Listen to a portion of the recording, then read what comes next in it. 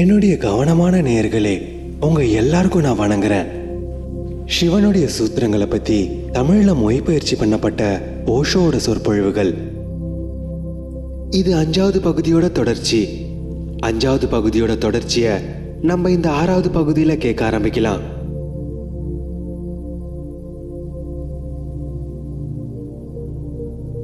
உன்னுடைய உண்மையான இயல்பு நீ எழுப்பியாகணும். தன்னை முழுக வைக்கிறதுல இருந்து காப்பாத்திக்கணும். அதனாலதான் எல்லா தர்மமும் மதுபானத்துக்கு எதிர்ப்பா இருக்கு. மதுபானத்தை சாப்பிட்றதுனால தப்பு எதுவும் கிடையாது. இருந்தாலும் எல்லா மதமும் இந்த பழக்கத்தை எதிர்க்குது. அதுக்கு ஒரே காரணம், இந்த பழக்கம் உன்னை முழுக வைக்கிறதுக்கான ஒரு வழி. எல்லா தர்மமும் உன்னை விழிப்போடு இருக்க வைக்கிறதுல தான் நம்புது. இந்த மதுபானத்தை குடிக்கிறவெல்லாம் முழுகிக்கிட்டு தான் இருக்கிறான். எந்தெந்த விஷயம்லாம் உன்னை முழுக வச்சுக்கிட்டே இருக்குதோ அந்த விஷயங்கள தான் நீ பழக்கமாவே வச்சிருக்க. சாதாரணமாவே உன்னுடைய விழிப்புணர்வு கம்மியா இருக்கு. மிஞ்சி இருக்கிற சிறிதளவு விழிப்புணர்வைய கூட நீ தொலைக்க தயாரா இருக்க. எல்லாத்தை விட வேடிக்கையான விஷயமே, எப்பெல்லாம் உன்னுடைய விழிப்பு நிலையை நீ தொலைச்சிடுறியோ அப்பதான் நீ ஒரு நிம்மதின்னு உணர்ற. உன்ன மாதிரி ஒரு முட்டாள கண்டுபிடிக்கிறது கஷ்டம். ஏன்னா எப்பெல்லாம் உன்னுடைய முழிப்பு நிலையை நீ தொலைக்கிறியோ அப்பெல்லாம் நீ அது ஒரு இன்பமா உணர்ற. அது ஏன்னு தெரியுமா? மிஞ்சி இருக்கிற அந்த சிறிதளவு விழிப்புணர்வுல கூட உன்னுடைய வாழ்க்கையினுடைய கஷ்டங்களை பார்க்க வைக்குது. உன்னுடைய கவனம் உன்னுடைய வாழ்க்கையை நோக்கி அதிகரிக்குது. அதுக்கப்புறம் கவலைகளாலவே நிரப்ப வைக்குது. உன்னுடைய விழிப்புணர்வு நீ முழிப்போட இல்லைன்றத ஞாபகப்படுத்தும். உனக்குள்ள ஒளிஞ்சிருக்கிற அந்த சிறிதளவு ஒளி உனக்குள்ள இருக்கிற ஆழமான இருட்டையும் அது ஒளிமயமாக்குது. ஒளி இருக்கிற வரைக்கும் தான் இருட்டோட அடையாளம் தெரியும்ன்றதுனால மிஞ்சி இருக்கிற அந்த சிறிதளவு வெளிச்சத்தையும் கூட நீ அணைச்சிட பாக்குற. ஏன்னா அது உன்னுடைய இருட்டான பகுதியை காட்டி கொடுக்குது. மிஞ்சி இருக்கிற அந்த வெளிச்சத்துல இருந்து தப்பிக்க நீ பல விஷயங்கள்ல முழுகிற. மதுபானத்தோட போதையில முழுகிற, ஒரு கும்பல்ல முழுகிற, அரசியல்லையும் இறங்குற. உன்னை நீயே மறக்க நீ பல விஷயங்கள்ல உன்னை நீயே ஈடுபடுத்திக்கிற. மேற்கு நாட்டை சேர்ந்த ஒரு மனநோய் ஆய்வாளர் என்ன சொல்றாருன்னா, உன்னை நீயே முழுசா மறக்க முடிஞ்சாதான் உன்னால ஆரோக்கியமா இருக்க முடியும்னு சொல்றாரு. அதுவே கிழக்குல நம்மளுடைய தர்ம குருக்கள் என்ன சொல்றாங்கன்னா, நம்ம விழிப்புணர்வோடு இருக்கிறதுல தான் நல்லதுன்னு சொல்றாங்க. இந்த 2 தத்துவங்களும் எதிர்முறையா இருக்கு. ஆனா இருந்தாலும் ரெண்டுத்துக்கும் பயன்பாடு இருக்கு. மேற்குல இருக்கிற ஆய்வாளர் நீ எப்படி இருக்கிறியோ அப்படியே ஏத்துக்கிறாரு. நீ எந்த நிலையில இருந்தாலும் உன்னை அப்படியே ஏத்துக்கிட்டு எப்படியாவது இந்த வாழ்க்கையை ஓட்ட முயற்சி பண்ண சொல்லி கொடுக்கிறாரு. எப்படியாச்சும் இந்த வாழ்க்கையை ஓட்டுறதுக்கான ஆறுதலை கொடுக்கிறாரு. அவரும் ஒரு விதத்துல சரியாதான் சொல்றாரு. எப்படியாச்சும் உன்னை நீயே மறக்கணும், உன்னை நீயே மறந்துடணும். ஏன்னா அளவுக்கு அதிகமான விழிப்புணர்வும் ரொம்பவும் ஆபத்தானது. கவலைகளோட சிந்தனைகளை தான் நிரப்பி வச்சிருக்கோம். நீ விழிப்போடு இருக்கிறப்பதான் எல்லா விஷயங்களையும் பத்தி நீ தெளிவா தெரிஞ்சுப்ப. அப்பதான் நீ உணர்வ, இந்த உலகத்துல எதுவுமே சரியில்லைன்னு. எல்லாமே தலைகீழ தான் இருக்கு. எல்லாமே ஒரு குழப்பத்தோட தான் இருக்கு. அதனால இது எல்லாத்தையும் பாக்குறத விட்டுட்டு கண்ணை மூடிக்கிட்டு சந்தோஷமா இருந்துட்டு போலான்னு தோணும். உன்னை சுத்தி இருக்கிற பிரச்சனைகளை பாக்குறதுக்கு என்ன அவசியம்? ஆனா கிழக்குல நம்மளுடைய தர்ம குருக்கள் உன்னை நீயே மறந்து போகிறதுக்கான கருத்தை ஏத்துக்கவே இல்லை. அவங்கள பொறுத்த வரைக்கும் நீ ஒரு நோயாளி தான். நீ சாதாரணமாவே ஒரு குழப்பத்துல தான் இருக்கிற. அதனால உனக்கு முதல்ல தேவைப்படுறது அமைதி இல்லை.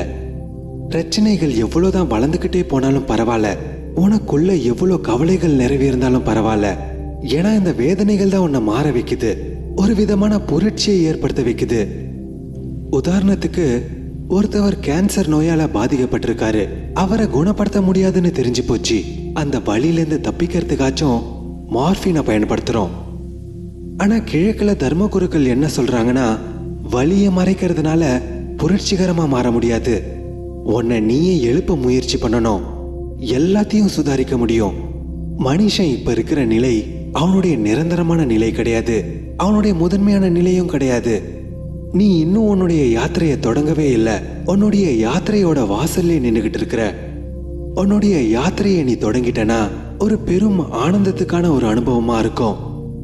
உன்னுடைய நிலைமை இப்ப எப்படி இருக்குன்னா, ஒரு சோம்பேறியா மந்தமாவே இருக்கு. இப்படி இருக்கிறப்போ உன்னால எந்த ஆனந்தத்தையும் அனுபவிக்க முடியாது. சுகத்துக்கும் ஆனந்தத்துக்கும் உனக்கு வித்தியாசம் தெரியணும். சுகம்ன்றது மிஞ்சி இருக்கிற அந்த கொஞ்சமான விழிப்புணர்வோட வெளிச்சமும் மறைஞ்சு போகிறது தான். அப்ப உன்னுடைய துக்கத்தோட அடையாளமே தெரியறதில்ல. அதுவே மிஞ்சி இருக்கிற அந்த கொஞ்சமான வெளிச்சமும் எப்போ ஒரு பிரகாசமான சூரியனா மாறி உள்ள இருக்கிற உன்னுடைய இருட்டை மறைச்சி ஒரு ஒளிமயமான வெளிச்சத்தோட இருப்பியோ அதுதான் உன்னுடைய பேரானந்தத்தோட நிலை. சுகம்ன்றது எதிர்முறையானது. உன்னுடைய துக்கங்களை தெரியாம இருக்கிறது.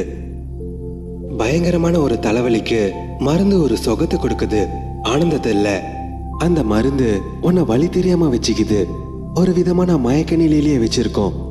உன்னுடைய உடம்பு வலிக்கிறப்ப, நீ கவலையா இருக்கிறப்ப, இல்ல உன்னுடைய மனசு சரியில்லாம இருக்கிறப்ப நீ மதுபானத்தை குடிக்கிற.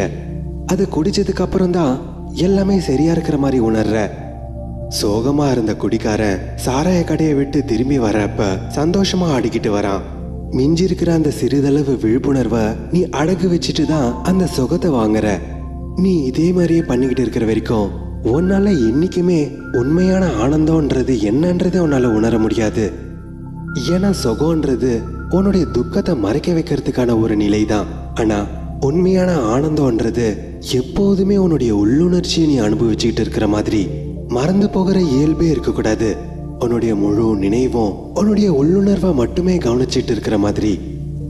இந்த சூத்திரங்கள் உன்னுடைய உள்ளுணர்வை மட்டுமே எப்படி உன்னுடைய முழு நினைவுலையும் வச்சுட்டு இருக்கணும்ன்றத பத்தி தான். அதனால நல்லா ஞாபகம் வச்சுக்கோ, உனக்கு மயக்க நிலையை ஏற்படுத்துற எல்லா விஷயங்களிலிருந்தும் நீ தள்ளியே இருக்கணும். மயங்கி போறது எந்த அளவுக்கு உனக்கு ஒரு சுகமான விஷயமா இருக்குன்னா, நீ மயங்கி போறது உனக்கே தெரியறதில்ல. உன்னுடைய நிலை தெரியாத அளவுக்கு நீ முழுகி போவ. ஒருத்தவன் சாப்பிடுறதுல பைத்தியமா இருப்பான், எப்ப பார்த்தாலும் சாப்பிட்டுக்கிட்டே இருப்பான். சரியா கவனிச்சிருந்தீங்கன்னா அவன் அந்த சாப்பிடுற பழக்கத்தை தான் மதுபானத்துக்கு பதிலாக பயன்படுத்துறான். அதிகமா சாப்பிடுற பழக்கத்தை உருவாக்குறதுனால ஒரு மயக்க நிலையை உண்டாக்கும், ஒரு தூக்கத்தை ஏற்படுத்த வைக்கும். அதனால என்னைக்காச்சும் ஒரு நாள் நீ சாப்பிடாம இருந்திருந்தீனா அன்னைக்கு உன்னால தூங்கவே முடியாது. ஏன்னா உணவுக்குமே ஒரு மயக்க நிலையை உண்டாக்குறதுக்கான தந்திரம் தெரிஞ்சிருக்கு.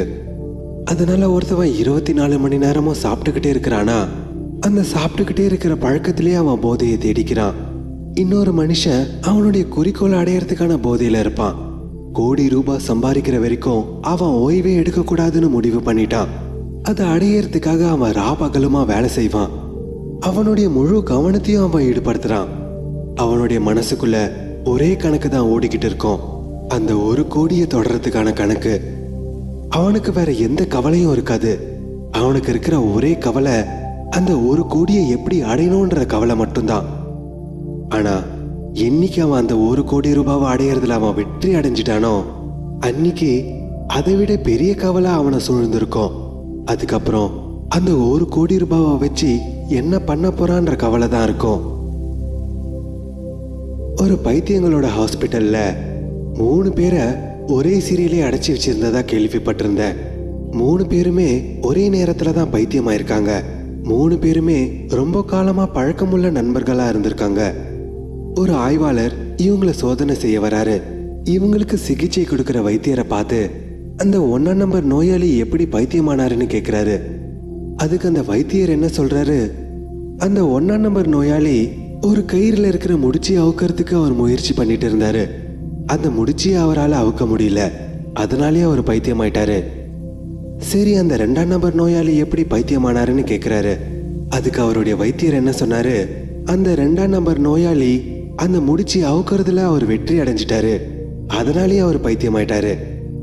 இதை கேட்கிற அந்த ஆய்வாளர் கொஞ்சம் ஆச்சரியப்பட்டு அந்த 3ஆம் நம்பர் நோயாளியை பத்தி கேட்கிறாரு. அந்த கயிறுல இருக்கிற முடிச்ச போட்ட மகான் இவர் தான் அந்த வைத்தியர் சொல்றாரு. இதே மாதிரிதான் சில பேர் முடிச்ச போட்டுக்கிட்டு இருக்கிறான், சில பேர் முடிச்சு அவுத்துக்கிட்டு இருக்கிறான். சில பேர் வெற்றி அடைஞ்சிடுறாங்க, சில பேர் தோத்து போறாங்க. என்ன நடந்தாலும் கடைசியில பைத்தியமா தான் ஆகுறாங்க. ஆனா எதனாலதான் இந்த மனுஷங்க முடிச்சுகளை போடுறதுலயும் கயிற்றுறதுலயும் இவ்வளோ ஆர்வமா இருக்கிறாங்க? அவங்களுடைய உண்மையான இயல்புல இருந்து தப்பிக்கிறதுக்காக மட்டும்தான். உன்னுடைய உண்மையான இயல்பை நீ நேரடியாக ஏத்துக்க பயந்து தப்பிக்கிறதுக்காக பல காரணங்களை உருவாக்கிக்கிற.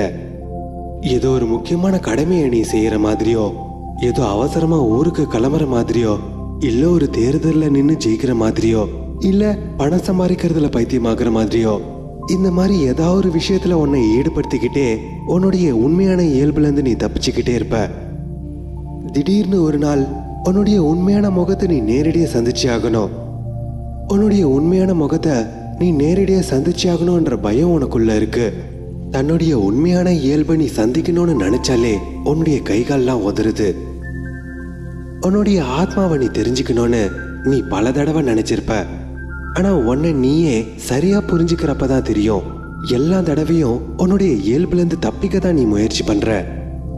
உன்னுடைய ஆத்மாவை நீ தெரிஞ்சுக்கிட்டனா அது ஒரு பேரானந்தமான அமிர்த மழையா இருக்கும்னு புத்தர் மாதிரி பல பேர் சொல்லியிருக்காங்க. கபீர்தாஸ் அவருடைய கவிதையில எப்படி சொல்றாருன்னா, இன்பத்தோட நிறைஞ்ச வானம் என் மேல வந்து பொழிஞ்சதும் எனக்குள்ள இருக்கிற ஆத்மாவை மட்டும் நினைச்சது இல்லாம என்ன சுத்தி பசுமைத்தனத்தையும் கொண்டு வருது. ஆனா இது எல்லாமே கடைசியில தான் நடக்கும். ஆரம்பத்துல உன்னுடைய கஷ்டங்களை நீ கடந்துதான் போயாகணும்.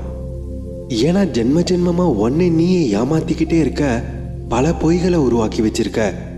உன்னுடைய மொத்த வாழ்க்கையிலையும் நீ உருவாக்கி வச்சிருக்கிற பொய்களை நீ உடைச்சி ஆகணும். உடைக்கிறது ரொம்ப கஷ்டமா இருக்கும். உன்னுடைய ஒரு பொய்களையும் உடைக்கிறப்ப உனக்கு ரொம்ப துக்கமா இருக்கும். நீ உருவாக்குன அந்த பொய்கள் உன்னை ஒரு சுகத்திலே வச்சிருந்திருக்கு, ஒரு விதமான மயக்கத்திலே வச்சிருந்தது, ஒரு ஆழமான தூக்கத்திலே வச்சிருந்தது. ஆனா இது எல்லாத்தையும் நீ உடைச்சி ஆகணும். இது எல்லாத்தையும் நீ உடைக்காம அந்த ஆகாயங்களையும் தாண்டி இன்பத்தால நிரப்பப்பட்டிருக்கிற அந்த மேகத்தோட மழைய உனக்குள்ள அது ஒரு அமிர்தமா பொழியிறப்ப அதை உன்னால உணரவே முடியாது. இந்த தருணத்தோட நிலையை அடையறதுக்காக நீ கடந்து போகிற உன்னுடைய பயணம் தான் நீ தவம் இருக்கிறதுக்கு அர்த்தம். அதனால உன்னுடைய முழிப்பு நிலையிலிருந்தே உன்னுடைய தவத்தை ஆரம்பிக்கணும். உன்னுடைய தவத்தை பொறுமையா உன்னுடைய கனவு வரைக்கும் கொண்டு போக முயற்சி பண்ணு. அதுக்கப்புறம் அந்த ஆழ்ந்த தூக்கத்திலையும் உன்னுடைய கற்பனைகள் தான் உன்னுடைய கனவு. கற்பனைகளாலே நிறைவேற்கிற உன்னுடைய உள்ளம்தான் அந்த கனவனுடைய நிலை. அதனால நைட்டு தூங்கின பிறகு தெரியறது தான் கனவுன்னு நீங்க நினைச்சுக்காதீங்க. நீ பகல்லையும் கனவுகள் பார்த்துக்கிட்டு இருக்கிற. நீ இப்போ உட்காந்துக்கிட்டு என்ன கவனிச்சுக்கிட்டே இருக்கணும்னு அவசியம் இல்லை. நீ உன்னுடைய கற்பனைகளிலையும் இருக்கலாம். உனக்குள்ள 24 மணி நேரமும் கனவோட ஒரு தொடர்ச்சியான ஓட்டம் உனக்குள்ள ஓடிக்கிட்டே இருக்கு. நீ முழிப்போடு இருந்தாலும் உனக்குள்ள ஏதோ ஒரு கற்பனை உன்னை கவர்ந்துகிட்டே தான் இருக்கும். நீ எப்ப கண்ணை மூடினாலும் உனக்குள்ள ஏதாச்சும் ஒரு சிந்தனை ஓடிக்கிட்டே இருக்கிறத உன்னால உணர முடியும். இதை எப்படி சொல்லலாம்னா, நீ இரவுல பாக்குற நட்சத்திரங்கள் பகல்ல தெரியறதே இல்லை. ஏன்னா சூரியனோட வெளிச்சம் அதை மறைச்சிடும். அதனால அந்த நட்சத்திரங்கள் தொலைஞ்சு போனதா அர்த்தம் இல்ல. அந்த நட்சத்திரங்கள் அதே இடத்துல தான் இருக்கு. சூரியனுடைய பிரகாசமான வெளிச்சம் தான் அதை மறைச்சிடுது. இதே மாதிரியே தான் உன்னுடைய கனவும். இரவுல மட்டும்தான் உன்னுடைய கனவுகள் தெரிஞ்சிட்டு இருக்கோன்னு அர்த்தம் கிடையாது. இரவனுடைய இருட்டு மாதிரி உன்னுடைய கண்களை நீ மூடுனா போதும், உடனே உன்னுடைய கனவு தெரிய வந்துடும். பகல்ல நீ கண்ணை திறந்து முழிச்சிருக்கிறப்ப நீ பல வேலைகளை செஞ்சுக்கிட்டு இருப்ப. அதே நேரத்துல உனக்குள்ள கனவுகளும் உருவாகிட்டு இருக்கும். ஆனா அது உனக்கு தெரியறதே இல்லை. பகல்ல நீ ஓய்வு எடுக்கணும்னு நினைக்கிறப்ப கூட நீ கண்ணை மூடினதும் உடனே உன்னுடைய கனவுகள் தெரிய ஆரம்பிக்கும். உன்னுடைய கனவுகள் ஓடிக்கிட்டே தான் இருந்திருக்கு. ஒரு முடிவே இல்லாத தொடர்ச்சியான ஓட்டம் மாதிரி அது ஓடிக்கிட்டே தான் இருக்கும். இந்த தொடர்ச்சியா ஓடிட்டு இருக்கிற இந்த ஓட்டத்தை நிறுத்துறது ரொம்ப ரொம்ப முக்கியம். இந்த ஓட்டத்தை உன்னால பகல்லே நிறுத்த முடிஞ்சா மட்டுமே தான் இரவுலயும் உன்னால நிறுத்த முடியும். பகல்லே உன்னால நிறுத்த முடியாம இருக்கிறப்ப இரவுல எப்படி உன்னால நிறுத்த முடியும்? நீ ஜபிக்கிற எல்லா மந்திரங்களும் இந்த தொடர்ச்சியான ஓட்டத்தை நிறுத்துறதுக்காகவே உருவாக்கப்பட்டிருக்கு. ஒருத்தவனுக்கு ஒரு ஆசிரியரோ இல்ல ஒரு குருவால சொல்லி கொடுக்கப்பட்ட ஒரு மந்திரத்தை திரும்ப திரும்ப ஜபிச்சுக்கிட்டே இருக்கிற மாதிரி அவன் என்ன வேணா செஞ்சுட்டு இருக்கலாம். அவன் வேலை செஞ்சுட்டு இருக்கலாம், இல்ல நடந்து போயிட்டு இருக்கலாம், இல்ல ஓய்வு எடுத்துட்டு கூட இருக்கலாம். ஆனா அவனுக்குள்ள ராம் ராம்னு சொல்ற வார்த்தைகளோட ஒரு தொடர்ச்சியான ஜபம் ஓடிக்கிட்டே இருக்கும். எதனால இந்த மாதிரி நம்ம ஜபிக்கணும்? நீ வேலை செஞ்சுக்கிட்டு இருக்கிறப்ப ராமருடைய பேரை ஜபிச்சுக்கிட்டே இருக்கிறப்ப உனக்குள்ள எந்த ஒரு ஆற்றலால தொடர்ச்சியானுடைய கனவுகள் உருவாக்கிக்கிட்டு இருந்ததோ அதே இடத்துல ராமருடைய ஜபம் தான் ஓடிக்கிட்டு இருக்கும். ஏன்னா அந்த ஆற்றலோட உதவியால தான் அந்த கனவுகளும் உருவாகிக்கிட்டு இருந்தது. ராமன்ற வார்த்தையோட ஒளியை வச்சியே உனக்குள்ள செயற்கையான ஒரு நிலையை உருவாக்குற. வெளிப்புறத்துல நீ என்ன வேலை செஞ்சுக்கிட்டு இருந்தாலும் உனக்குள்ள ராமன்ற வார்த்தையால உருவாக்கப்பட்ட ஒளிதான் தொடர்ச்சியா ஓடிக்கிட்டு இருக்கும். உனக்குள்ள எந்த ஆற்றல் சும்மாவே கனவுகளை உருவாக்கிக்கிட்டு இருந்ததோ அது இப்ப ராமன்ற வார்த்தையோடைய ஒளியை தான் பிரதிபலிக்கும். இப்படி பண்றதுனால உனக்கு ராமர் வந்து காட்சி அளிப்பாருன்னு அர்த்தம் கிடையாது. ஆனா உன்னுடைய கனவுகளை உடைக்கிறதுக்கு ஆதரவா இருக்கும். ஆனா என்னைக்கு ஒரு நாள் இரவுல நீ தூங்குறப்ப கூட உன்னுடைய கனவுகள் தெரியாம ராமன்ற வார்த்தையோடைய ஒளிதான் ஓடிக்கிட்டே இருக்கோ, அன்னில இருந்து உன்னுடைய பகல் கனவு உடைஞ்சு போனதா தெரிஞ்சுக்கலாம். அதனால மந்திரங்களை ஜபிக்கிறதுக்கான பலன் உன்னுடைய தூக்கத்துல தான் தெரிய வரும், பகல்ல உனக்கு தெரியாது. பகல் முழுக்க நீ ராமருடைய பேரை ஜபிச்சுக்கிட்டே இருக்கிறப்ப இரவுல நீ தூங்கின பிறகு உன்னுடைய கனவுகள் உருவாகாது. ராமன்ற வார்த்தையோடைய ஒளி தான் ஓடிக்கிட்டு இருக்கும். ஒரு மந்திரத்தோட விளைவு எந்த அளவுக்கு உனக்குள்ள தீவிரமா மாறும்னா உன்னால நினைச்சு கூட பார்க்க முடியாது. சுவாமி ராமன்னு அழைக்கப்படுற ஒரு சாமியார் இருந்தாரு. ராமருடைய பேரை ஜபிச்சுக்கிட்டே இருப்பாரு. யாருமே இல்லாத பரவி இருக்கிற இமயமலைகளுக்கு நடுவுல தனியா ஒரு குடிசையில அவருடைய ஒரு நண்பரோட தங்கியிருந்தாரு. ஒரு நாள் இரவு அவருடைய நண்பர் சர்தார் பூரன் சிங்குக்கு தூக்கமே இல்லை. எங்க இருந்தோ அவருக்கு ராமருடைய ஜபம் கேட்டுக்கிட்டே இருக்கு. ஆனா சுவாமி ராமா எப்பவோ தூங்கிட்டாரு. அந்த குடிசையில மூணாவதா வேற யாருமே இல்லையே நினைச்சு அவர் கொஞ்சம் கவலைப்படுறாரு. அகல் விளக்க எடுத்து வீடு முழுக்க சுத்தி பாக்குறாரு. வீட்டுக்கு வெளியிலயும் சுத்தி பாக்குறாரு. ஆனா அவருடைய ஆச்சரியத்துக்கு வெளியில விட குடிசைக்குள்ளதான் ஜபத்தோட ஒளி அதிகமா இருக்கு. சுவாமி ராமாவோட கட்டில நோக்கி நெருங்க தான் ராமருடைய ஜபம் இன்னமும் தெளிவா கேக்குது. ஒருவேளை சுவாமி ராமா தான் ஜபம் பண்ணிக்கிட்டு இருக்காரா நினைச்சு விளக்கோட வெளிச்சத்தை வச்சு உத்து பாக்குறாரு. ஆனா அவரு கொரட்டை விட்டுக்கிட்டு நல்லா ஆழமா தூங்கிட்டு இருக்கிறாரு. இத பார்த்ததும் அவரு இன்னமும் கவலைப்படுறாரு. அதுக்கப்புறம் அவருடைய பக்கத்திலேயே உட்காந்து அவரை காது கொடுத்து கவனிக்க முடிவு பண்றாரு. சுவாமி ராமாவுடைய முழு உடம்புல இருந்தும் ராமருடைய ஜபம் தான் எதிரொலியா கேக்குது. ஒரு மந்திரத்தால உருவாக்கப்படுற ஒளி ஆழமா உனக்குள்ள இறங்குறப்ப இந்த மாதிரி நடக்கிறதுக்கு வாய்ப்பு இருக்கு. உன்னுடைய கனவுகள் இலவசமா உருவாக்கப்படல. உன்னுடைய கனவுகளை உருவாக்குறதுல ஒரு பெருமளவான ஆற்றல் வீணா போகுது. உன்னுடைய கற்பனைகளுக்கு ஒரு மதிப்பும் கிடையாது. ஆனா அதை நீ ஒரு பெரிய விலையை கொடுத்து வாங்குற. இரவு முழுக்க உன்னுடைய கற்பனைகளை தான் நீ பார்த்துக்கிட்டே இருக்க. இந்த கற்பனைகளாலேயே உருவாக்கப்படுற கனவுகளை பத்தி பல அறிவியல் சோதனைகளை செஞ்சிருக்காங்க. சாதாரணமா ஒரு ஆரோக்கியமான மனுஷன் பகல்ல தோராயமா ஒரு 8 கனவுகளை பார்க்கறான். ஒரு கனவும் கிட்டத்தட்ட ஒரு 1/4 மணி நேரம் நீடிக்கும். அப்படி பார்க்கறப்ப நீ ஒரு 2 மணி நேரம் கனவுலேயே தான் இருக்கிற. இது ஒரு தெளிவான மனநிலையை கொண்ட ஒரு சாதாரணமான மனுஷன் செலவழிக்கிறது. அதுவே கவலைகளோடவே நிரவி இருக்கிற ஒரு மனுஷன் அவனுடைய 8 மணி நேரம் தூக்கத்துல கிட்டத்தட்ட ஒரு 6 மணி நேரம் கனவுலேயே தான் செலவழிக்கிறான். இந்த 6 மணி நேரமா தொடர்ச்சியா அவனுடைய கனவு ஓடிட்டே இருக்கிறதுனால ஒரு பெருமளவான சக்தியை நீ வீணாக்கிக்கிட்டே இருக்கிற. இந்த கனவுகள் உனக்கு சும்மா கிடைக்கல. உன்னுடைய வாழ்க்கையினுடைய ஆற்றலையே நீ அடகு வச்சுட்டு வாங்குற. ஆனா ஒரு மந்திரத்தோட உதவியால உன்னுடைய சக்திய நீ எந்த வார்த்தையில நினைச்சாலும் அந்த வார்த்தையோட ஒளியிலேயே உன்னால தீவிரப்படுத்த முடியும். அந்த வார்த்தை ராமா இருக்கட்டும், கிருஷ்ணாவா இருக்கட்டும், இயேசுவா இருக்கட்டும், ஓம்காரமா இருக்கட்டும், எந்த வார்த்தையா வேணா இருக்கலாம். கடவுளுடைய பேரு தான் இருக்கணும்னு அவசியம் இல்லை. அது உன்னுடைய பேரா கூட இருக்கலாம். அது நீ ஜபிக்கிறப்ப அது சாத்தியமாகும். டெனிசன் அழைக்கப்படுற ஒரு ஆங்கில கவிஞன் அவருடைய நினைவுகளோட பதிவுல எழுதியிருக்காரு. அவருடைய சின்ன வயசுல இருந்தே அவருக்கு தெரிஞ்சோ தெரியாமலையோ ஒரு விஷயத்த அவர் பண்ணிக்கிட்டே இருந்திருக்காரு. அது என்னன்னா, அவருக்கு எப்பெல்லாம் தூக்கம் வரலையோ உடனே டெனிசன் டெனிசன் டெனிசன் சொல்லிட்டு அவருடைய பெயரையே கத்தி கூப்பிட்டுப்பாரு. அவருக்கு உடனே தூக்கம் வந்துடும். இந்த நுட்பத்தோட செயல்பாட அவர் சரியா புரிஞ்சுக்கிட்டாரு. அதுக்கப்புறம் எப்பெல்லாம் அவர் கவலையாவே இருக்கிறாரோ அப்பெல்லாம் அவருடைய பெயரே அவர் கத்தி கூப்பிட்டுப்பாரு. அப்படி பண்றதுனால அவருடைய கவலைகளும் மறைஞ்சிரும். அதுக்கப்புறம் அவருடைய பெயரே அவர் ஒரு மந்திரமா பயன்படுத்த ஆரம்பிச்சிட்டாரு. இதே மாதிரியே நீ உன்னுடைய பெயரையும் ஜபிச்சாலும் பலனை எதிர்பார்க்கலாம். ஆனா நீ அப்படி பண்றதில்ல. ஏன்னா உன்னுடைய பேர்ல உனக்கே நம்பிக்கை இல்லை. மற்றபடி வார்த்தைகளுக்கு வித்தியாசங்கள் எதுவுமே கிடையாது. நீ ராமன்னு சொல்லு, ரஹீம்னு சொல்லு, எந்த வித்தியாசத்தையும் ஏற்படுத்தாது. எல்லா வார்த்தைகளும் ஒண்ணுதான். நீ ஜபிக்கிற மந்திரங்கள் வார்த்தைகளை சார்ந்து இல்லை. ஏன்னா எல்லா வார்த்தைகளும் அந்த கடவுளை சார்ந்துதான் இருக்கு.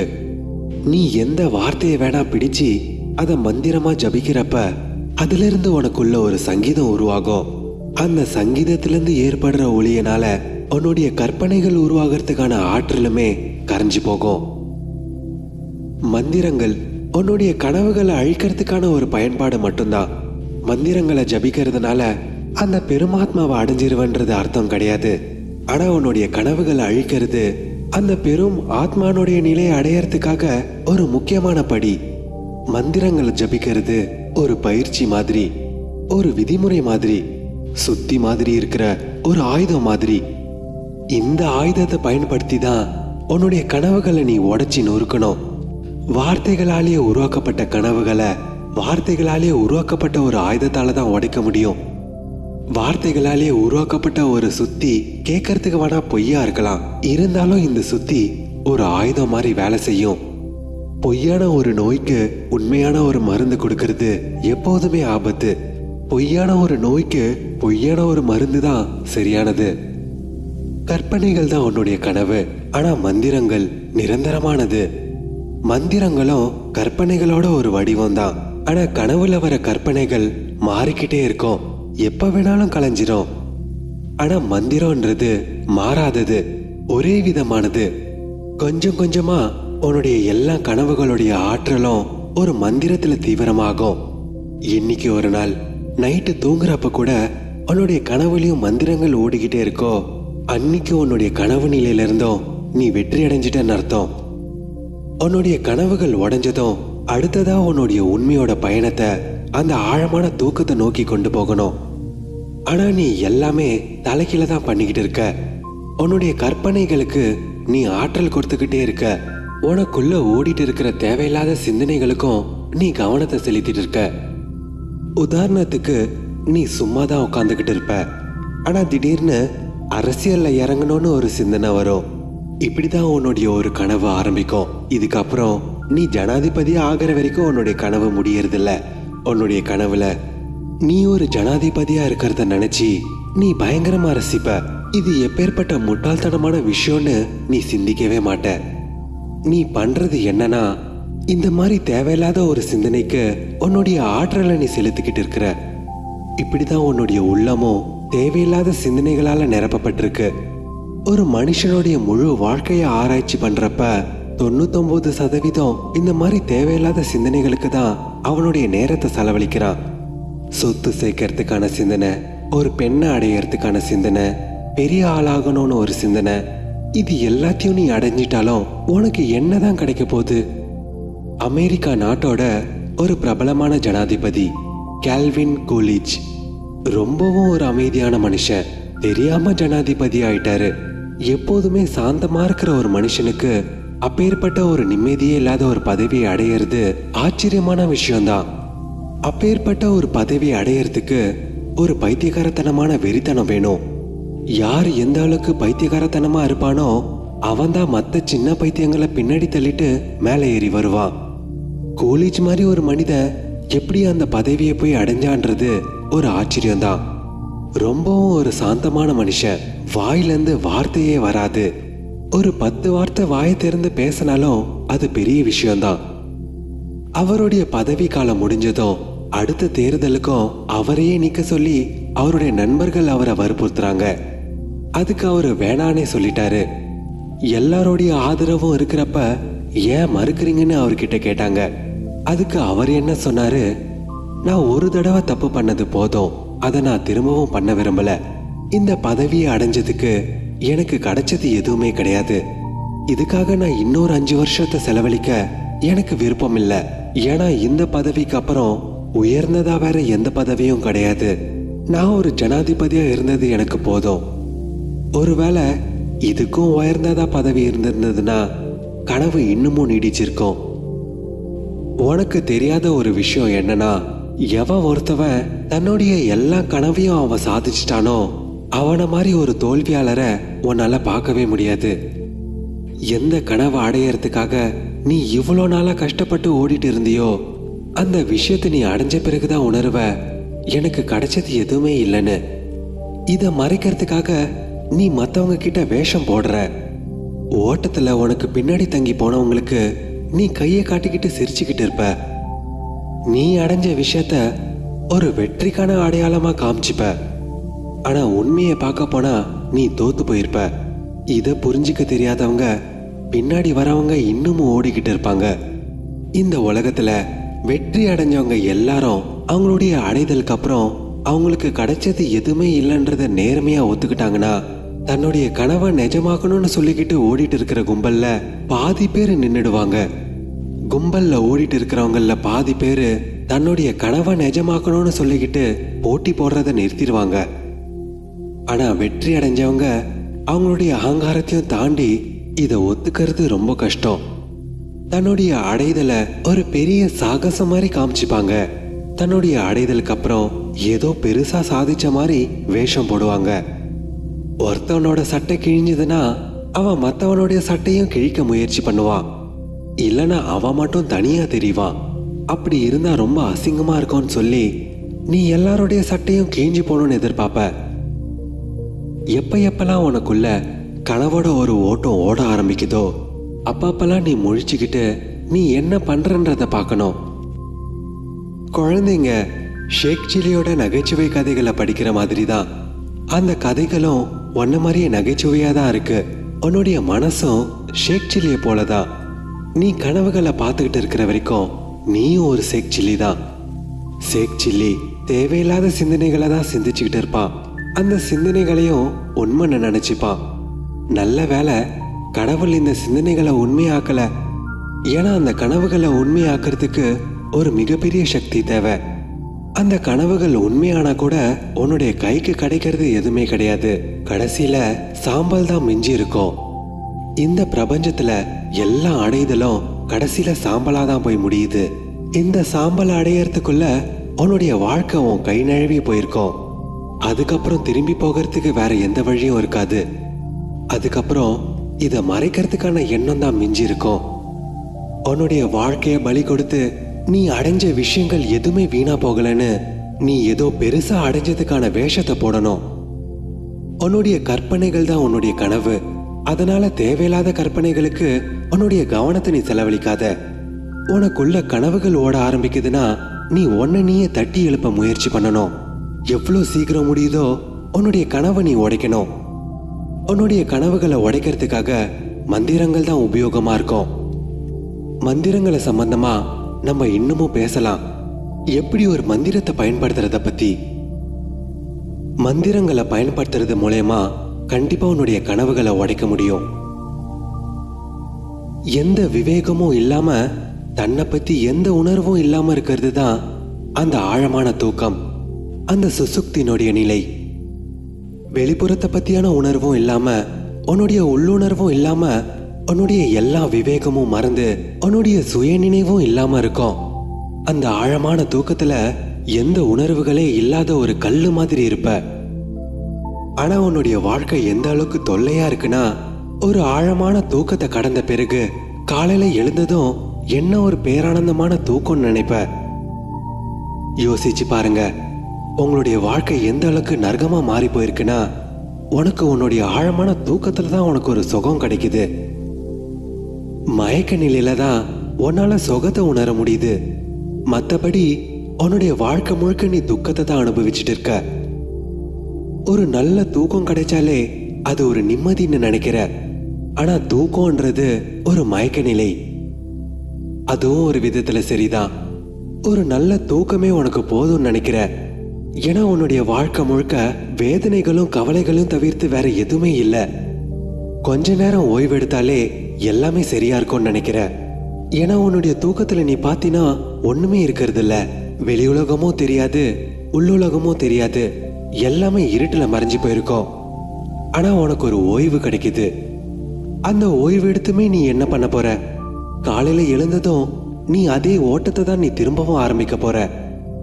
உன்னுடைய ஓய்வுலேருந்து கிடைக்கிற சக்தியிலிருந்து நீ திரும்பவும் புதுவிதமான குழப்பங்களும் புதுவிதமான கவலைகளையும் நிரப்பிக்கிற.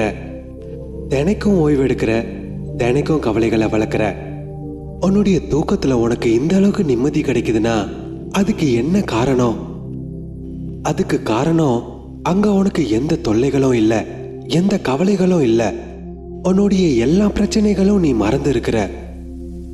உன்னுடைய மயக்க நிலையில இது எல்லாத்தையும் மறக்கிறதுனால உன்னால நிம்மதியா இருக்க முடியுதுன்னா நீ முழிப்போட இருக்கிறப்பவே உன்னுடைய பிரச்சனைகள் மறந்து போகிறப்ப அப்ப எந்த அளவுக்கு ஒரு ஆனந்தமான அனுபவமா இருக்கும்னு நீ நினைச்சு பாரு. அந்த நிலையை தான் நம்ம மோக்ஷான்னு சொல்லுறோம்.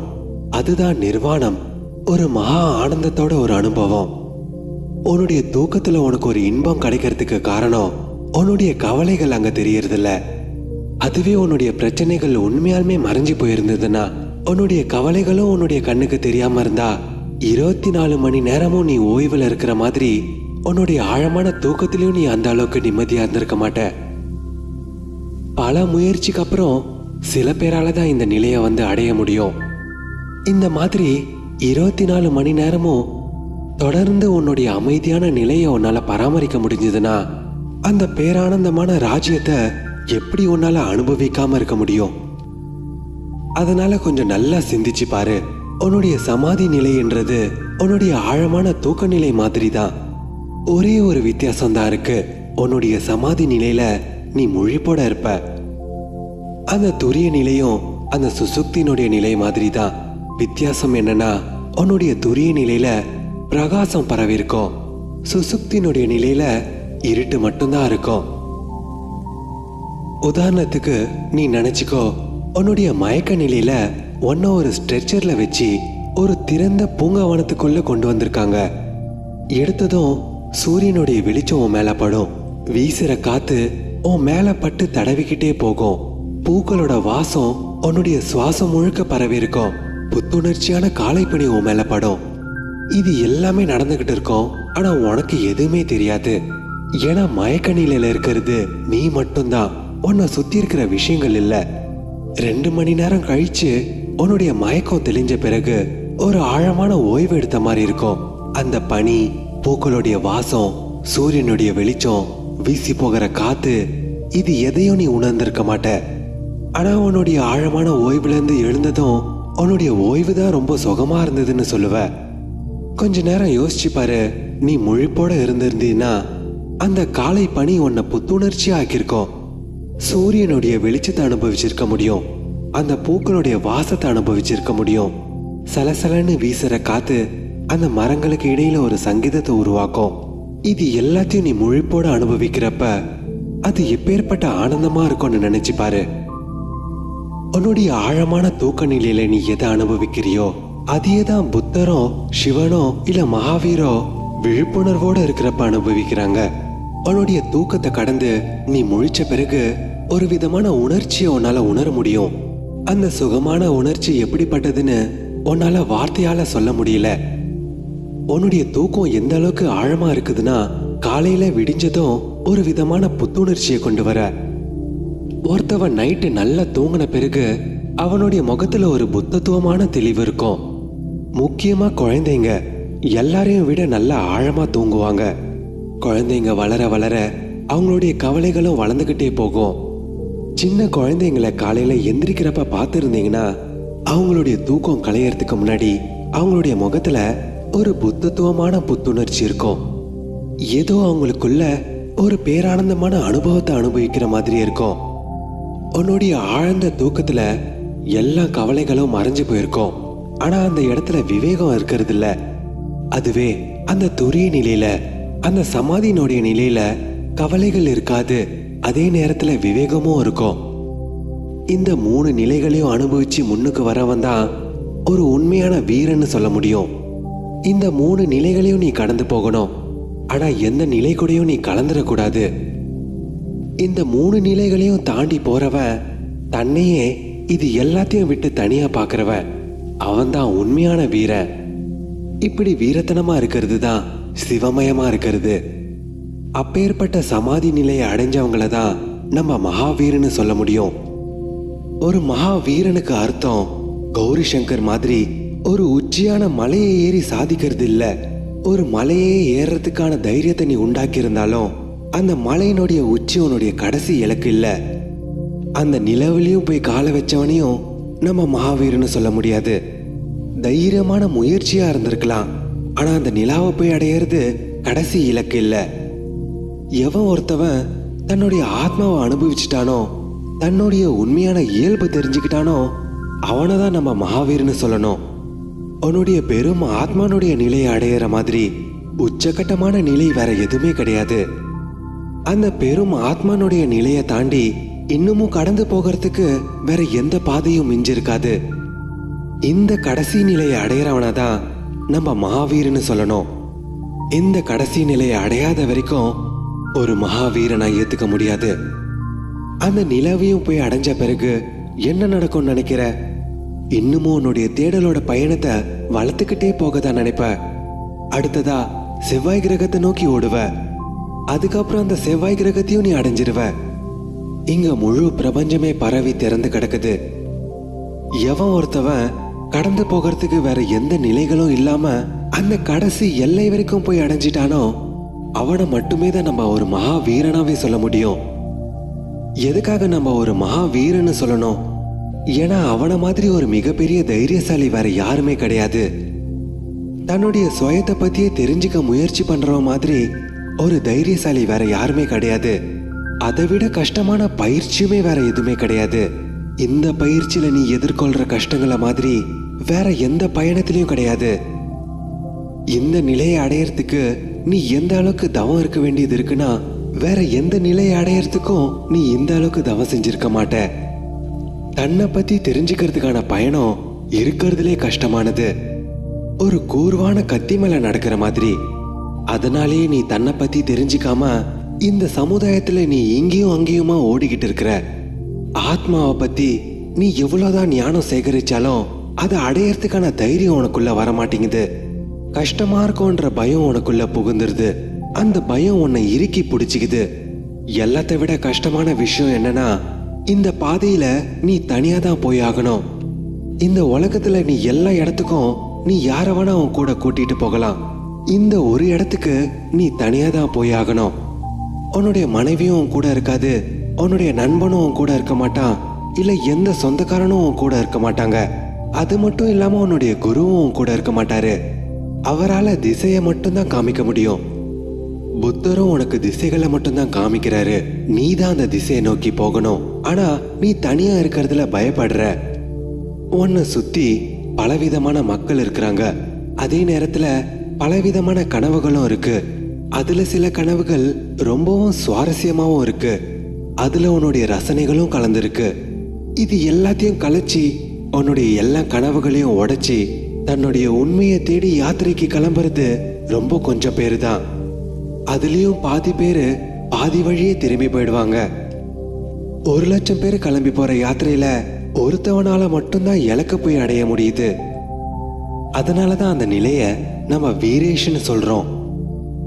இந்த 3 நிலைகளையும் கடந்து மறைஞ்சிருக்கிற அந்த 4வது நிலை தான் உனக்குள்ள இருக்கிற உயர்ந்த நிலை. அந்த நிலையை தான் நீ போய் அடையணும்.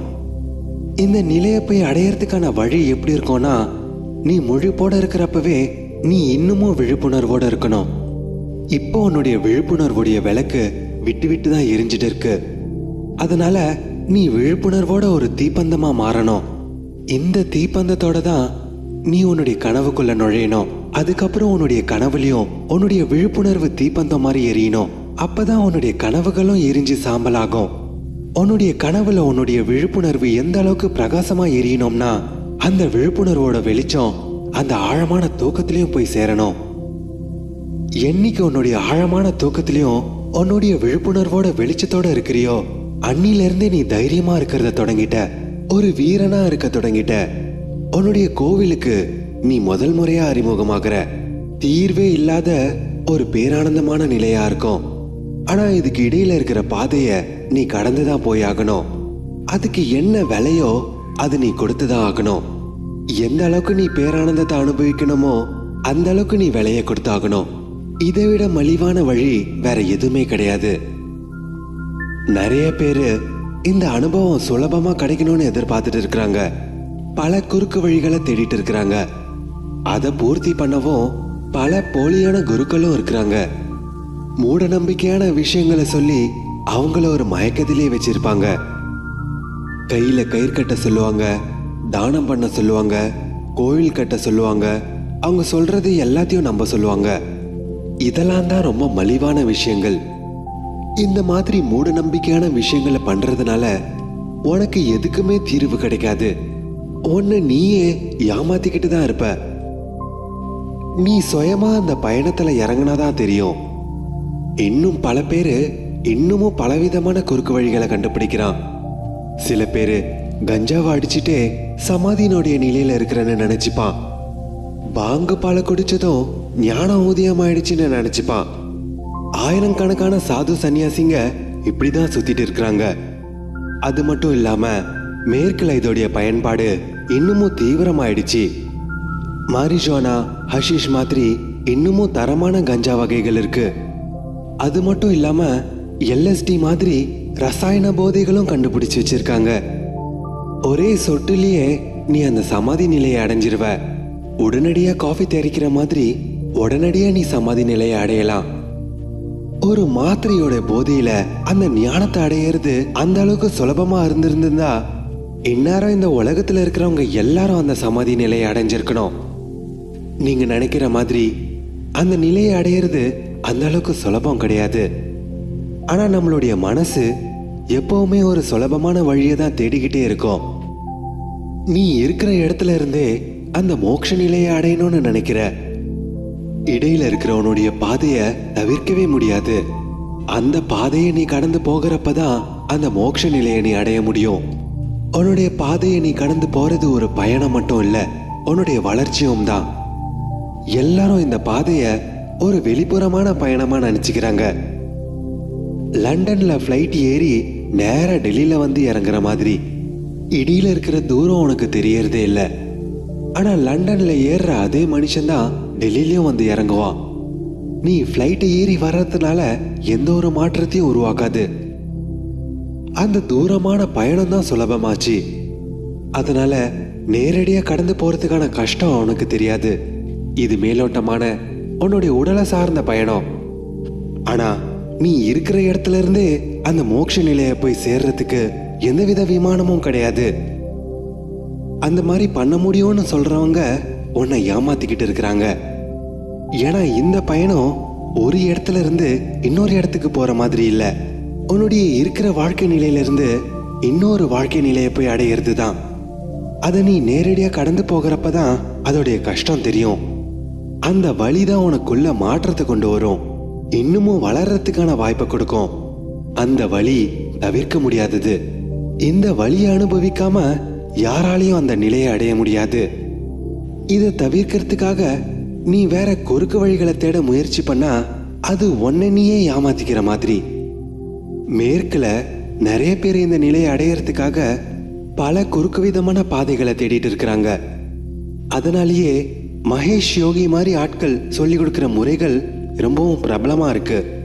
அதுக்கு ஒரே காரணம் அவர் சொல்லி கொடுக்கிற பயிற்சி ஜெட்டு வேகத்துல இருக்கும்னு அவர் சொல்லிக்கிறாரு. அவர் சொல்லி கொடுக்கிற முறை எப்படி இருக்குன்னா, அவர் சொல்லி கொடுக்கிற விஷயத்த தினமும் 1/4 மணி நேரம் செஞ்சிட்டீங்கன்னா வேற எதுவுமே செய்யாம நேரா அந்த நிலையை போய் அடைஞ்சிருவீங்கன்னு சொல்றாரு. உன்னுடைய வாழ்க்கை முறையை மாத்த தேவையில்ல, உன்னுடைய பழக்க வழக்கங்களை மாத்த தேவையில்ல, நீ எதையும் இழக்கணும்னு அவசியம் இல்லை, எந்த வலியும் இல்லை, கஷ்டமும் இல்லை.